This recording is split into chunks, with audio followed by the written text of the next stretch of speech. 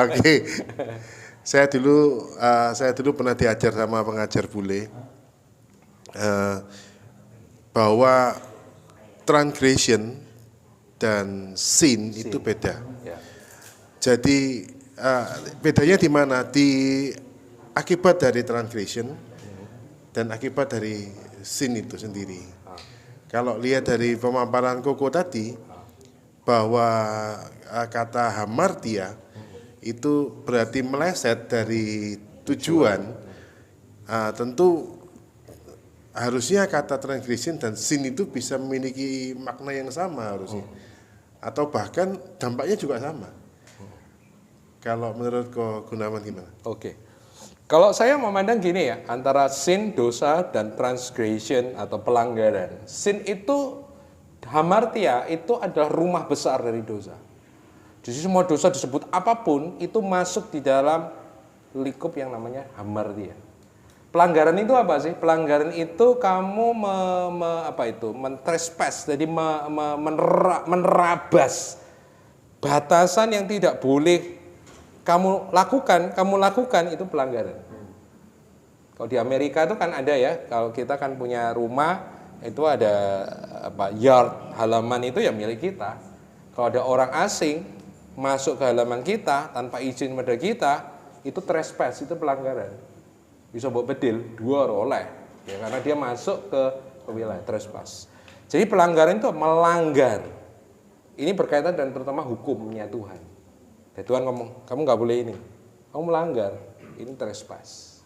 Nah ini menurut saya masuk di dalam rumah besar hamartia. Hamartia itu jadi gedenya gitu. Apa itu kalau bahasa Indonesia apa tuh? Kata umumnya gitu ya. Hamartia itu kata umum yang melingkupi semuanya. Ya itu. Karena tadi saya katakan ya kok dosa itu kan banyak. Tadi ada trespass, kemudian nanti ada yang namanya anomia. Evil doers kalau di Matius 7, nyalah engkau membuat kejahatan. Nah itu kan kata yang digunakan beda lagi. Anomia, ada itu. Tapi semuanya ada di bawah under, buat saya payung besar yang namanya hamartia atau missing the mark gitu.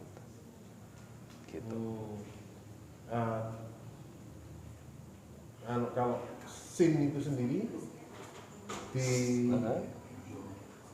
ya tadi yang melanggar yang apa tadi? Trespass tadi ya. Trespass pelanggaran. Sin missing the mark. Ya ketika Anda melanggar Tuhan, ketika Anda melanggar hukum Tuhan, Anda kan keluar dari jalurnya Tuhan. Pasti dong. Ketika Anda melanggar firman Tuhan, Anda keluar dari rencana Allah dalam kehidupan Anda. Tujuan Allah itu pasti dong.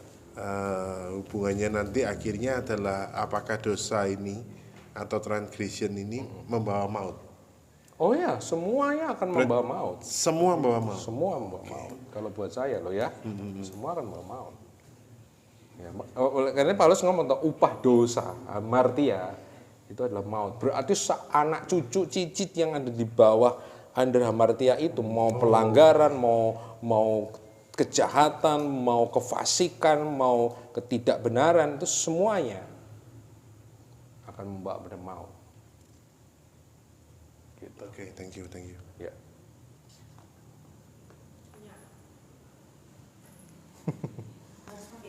Ya, supaya suaramu masuk. Tadi kan dikatakan kalau di Matius itu kan Allah itu menurunkan hujan bagi orang yang berdosa maupun yang tidak berdosa. Ya. Maksudnya kan jadikan Allah itu tidak pilih kasih, mengasihi semuanya. Tapi kalau kita lihat di Perjanjian Lama kan seakan-akan Allah itu pilih kasih. Jadi kan ada umat pilihannya, siapa yang memberkati engkau aku juga memberkati, siapa yang mengutuk engkau aku juga mengutuk. Jadi kan seakan-akan persepsinya kan, oh ini umat pilihan itu umat kesayangan, umat apa itu berarti? Biji mata ya, Tuhan. Anak emas. Dan seolah-olah kita yang bukan bangsa Israel, ya anak tiri gitu ya. Nah itu kan konsep yang bertolak belakang. Betul. Nah itu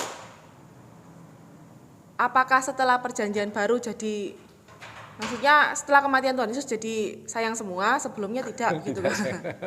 Ya kan? Ya, pertanyaan itu saja. Oke. Ya, karena itu, kenapa Tuhan Yesus itu perlu datang gitu kan.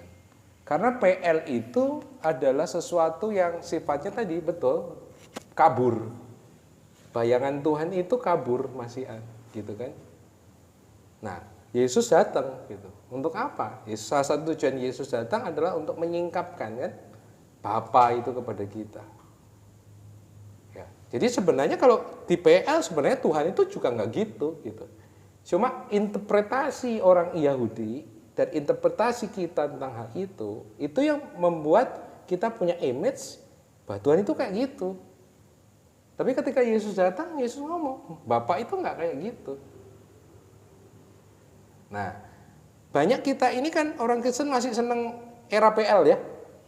Karena PL itu lebih common sense. PL itu kayaknya lebih logik gitu. PB itu kayaknya nggak logik banget gitu. Iya kan? Nah, kita orang Kristen ya jangan mengacu kepada PL dong, ngacunya kepada Yesus. Karena dia yang membawa wahyu tentang Bapa ini yang benar gitu. Ya. Perkataan-perkataan di PL itu harus hati-hati ya kalau kita mau nafsirkan atau pakai. Contoh tadi yang Feli katakan, aku akan memberkati orang-orang yang memberkati engkau.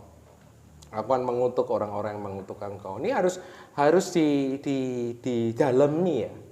Pengertian berkat dan kutuk itu apa sih misalnya? Contoh, saya secara pribadi saya sudah tidak percaya Tuhan itu mengutuk orang. Loh kok bisa kok? Ya, karena misalnya aku belajar dari Ulangan pasal berapa itu yang Musa ngomong sama orang Israel, kepadamu hari ini kuperhadapkan kehidupan dan kematian, berkat dan kutuk.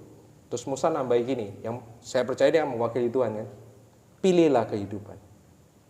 Nah, ketika Tuhan ngomong kepadamu kuperhadapkan berkat dan kutuk, berarti berkat dan kutuk kan bukan Tuhan yang ngasih. Ya, berkat dan kutuk adalah akibat pilihan kita. Betul? Apa itu kutuk? Sederhana. Saat kamu tidak memilih jalan berkat, otomatis kamu ada di jalur kutuk. Begitu ya. Jadi kutuk itu apa? Sederhana. Kutuk adalah ini. Kalau engkau tidak berada di jalurnya Tuhan, ya kamu akan ada dalam kutuk. Bahasanya Alkitab, dikutuk oleh Tuhan. Gitu. Padahal sebenarnya bukan Tuhan yang kutuk. Jadi ketika Tuhan ngomong sama Abraham, aku memberkati orang-orang yang memberkati engkau dan mengutuk orang-orang yang mengutuk engkau, sederhana. Ketika orang-orang pada waktu itu agree dengan apa yang dibawa oleh Abraham, pesan yang dibawa oleh Abraham, ya mereka akan dapatin sesuatu yang baik dalam hidup mereka karena mereka mengikuti jalurnya Tuhan. Tapi ketika mereka memusuhi Abraham, yang berarti menolak jalurnya Tuhan, menolak jalannya Tuhan, maka otomatis dia ada di jalur kutuk. Paham ya? Logika ini bisa diterima ya. Ya, makanya saya percaya gini, Tuhan tuh nggak pernah ngutuk orang. Karena kutuk dan berkat itu adalah pilihan kita. Apalagi Tuhan tandaskan gini lewat Musa. Pilih kehidupan. Jadi Tuhan, hatinya Tuhan itu nggak pernah gitu jahat gitu terus tak buatin gini ya, ben nangis-nangis, tak cetoti ya. Enggak gitu. Nah itu karena apa? Karena persepsi kita dan persepsi orang-orang pada waktu itu masih kabur. Makanya Yesus datang. Dia kasih, ini loh. Dia singkapan nih. Ini loh, hati Bapak ini kayak gini loh. Karena kesalahan-kesalahan itu yang membuat Israel kan jadinya gitu kan. Merasa anak emasnya Tuhan toh. Siapa lu? Gue anak lu siapa? Gitu kan. Jadi sombong kan. Itu di Roma yang kita baca itu. Ya kan? Dia merasa dirinya, saya anak loh, saya punya covenant loh, kamu itu siapa? Kamu dikutuk, kamu dihukum oleh Tuhan, murka Allah atas kamu. Paulus ngomong, podo ae. Nah ingat, salah satu, misalnya saya ingat nih, di Roma 1:18 itu dikatakan, murka Allah dinyatakan dari sorga. Nah kalau kita bicara Tuhan marah, Tuhan murka ya, ada memang di dalam Alkitab banyak tuh murka Tuhan, amarah Tuhan, Tuhan marah. Sudah berpikir nek Tuhan marah itu ya apa? Kayak kita gitu. Kita gak seneng mbek wong ngamuk gitu. Gak jodohan aku mbek kon. Saudara, ini problem terbesar di dalam religion adalah apa? Kita itu tadi menggambar Tuhan itu dari persepsi kita. Karena kita nek ngamuk kuwi ngono, kita pikir Tuhan nek ngamuk kuwi ya ngono.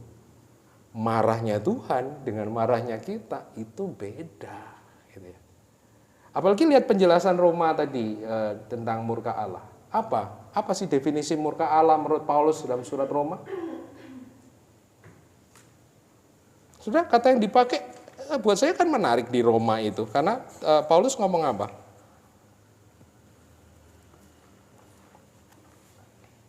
Setelah ayat 21, ayat 23, change the glory dan segala macam. Ayat 24 itu adalah murka Allah buat saya. Dikatakan 24, karena itu Allah menyerahkan mereka. Betul ya? Inggrisnya, God also gave them up. Tuhan menyerahkan mereka. Apa sih artinya menyerahkan? Give up itu artinya apa? Membiarkan ya. Membiarkan. Murka Allah itu bukan terus Tuhan tonjok gitu, boom, enggak. Murka Allah itu apa? Kalau menurut saya definisi dari Roma, Allah enggak berintervensi lagi dalam hidupmu. Kamu salah, Tuhan diem aja. Kamu lakukan apa, Tuhan diem aja. Itu bahaya, bos. Banyak orang merasa begini, aku melakukan dosa baik-baik aja kok. Usahaku lancar, semuanya oke, aku sehat, aku enggak kena apa-apa. Berarti Tuhan enggak marah. Siapa bilang? Justru ketika kita berbuat dosa dan tidak ada apa-apa dalam hidup kita, wah itu buat saya murka yang paling tinggi yang Allah kerjakan di dalam kehidupan kita. Jadi sifatnya apa? Berapa kali diulang itu? Ayat 24, kemudian ayatnya yang ke-26, betul kan? Kemudian ayat 28. Ada 3 kali dikatakan God give them up. God give them up. God give them up. Makanya kalau di gereja isih denger khotbah kok hatimu semriwing, wah wis ngucap syukur iku. Tapi nek kita dengerin khotbah gak krasa apa-apa, ngamuk gak, seneng gak, ngono rasanya anyep-anyep ae. Oh, itu bahaya tambahan. Betul enggak? Betul enggak? Kalau kita masih mau negur orang tuh berarti kita masih care ya sama orang itu. Iya. Nah kita harus babano karepe kok merep ngono karepe itu berarti apa? Ya berarti udah nggak mengasihi ya.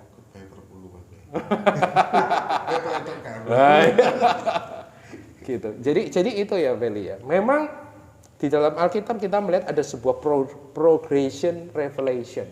Jadi satu pewahyuan yang makin lama makin jelas ya, makin kelihatannya makin terang sehingga kadang-kadang antara terangnya ini sehingga yang ke belakang ini kita lihatnya kayak gelap gitu.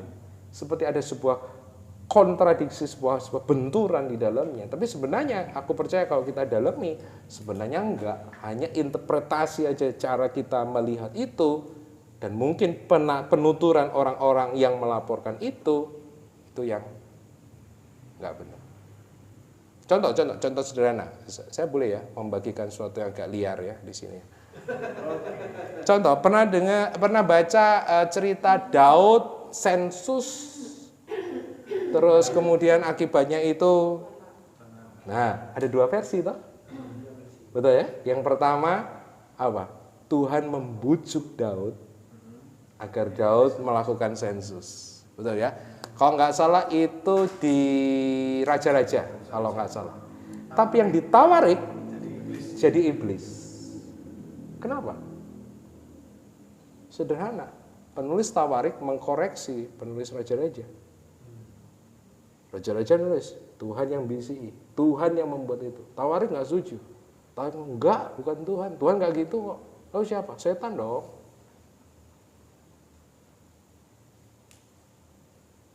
Loh, di dalam Alkitab ada koreksi-koreksi loh. Penulisnya saling mengkoreksi satu sama lain. Why? Karena mereka mendapatkan sebuah pencerahan pewahyuan yang lebih tepat tentang siapa Allah.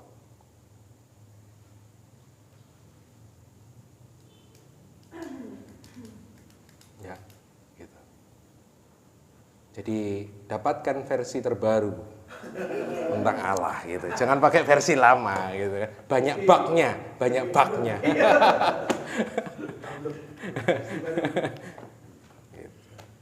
Oke? Ya.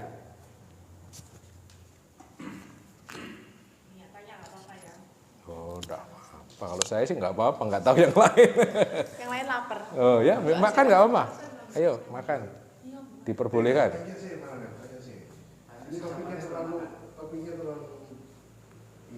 Terlalu menarik.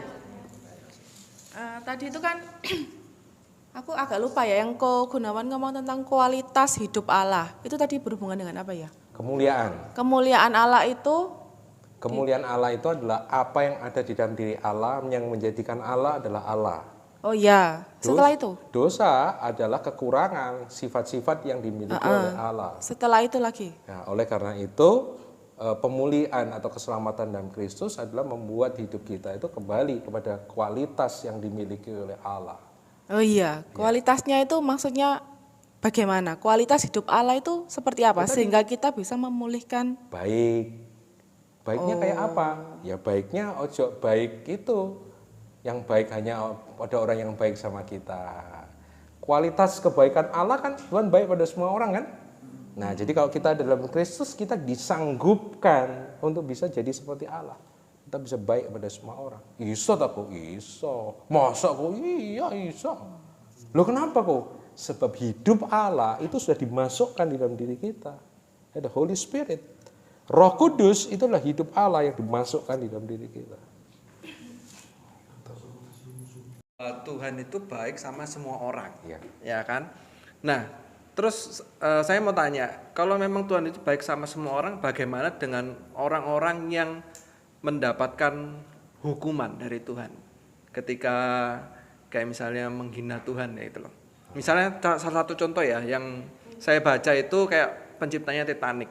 Nah, itu kan dia bilang, bahkan Tuhan pun tidak akan bisa menenggelamkan Titanic ini. Tapi seperti yang kita tahu kan Titanic tenggelam pada perjalanan yang pertama. Nah itu loh, itu kan seperti hukuman dari Tuhan. Terus banyak lagi kayak salah satunya Presiden Brasil itu kan juga bilang kalau dia dapat 500.000 suara bahkan Tuhan pun tidak akan bisa menurunkan dia. Ya. Tapi seperti yang kita tahu Presiden itu akhirnya meninggal. Ya. Gitu loh. Terus ada lagi pemuda Brasil yang pergi sama teman-temannya itu naik mobil, terus mamanya itu bilang bawa Tuhan gitu loh. Terus pemuda itu anaknya itu bilang ya ini sudah penuh, kalau Tuhan mau ya Tuhan di bagasi aja. Tapi pada saat itu terus kejadian kecelakaan dan bagasinya isinya banyak telur itu nggak ada satupun yang pecah. Nah, itu menurutnya Ko Gunawan seperti apa?